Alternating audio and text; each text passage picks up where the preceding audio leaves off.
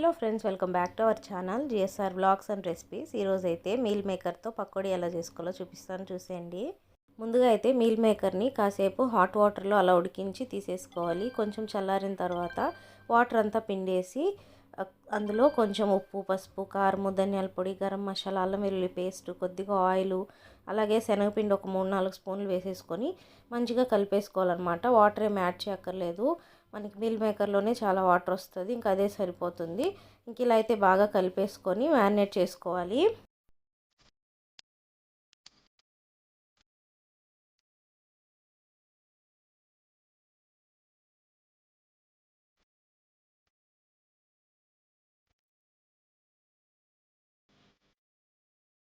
ఆ తర్వాత డీప్ ఫ్రైకి ఆయిల్ పెట్టేసుకొని అందులో అయితే ఒక్కొక్కటిగా పకోడీలా వేసేసుకొని గోల్డెన్ బ్రౌన్ కలర్ వచ్చే వరకు ఫ్రై చేసుకొని తీసేసుకోవాలి.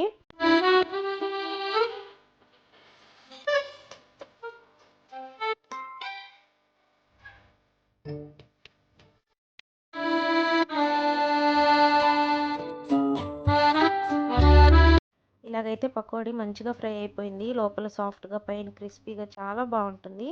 తప్పకుండా మీరు ట్రై చేయండి. అలాగే ఈ వీడియో మీకు నచ్చినట్లయితే please do like, share, comment and subscribe to my channel. Thank you for watching.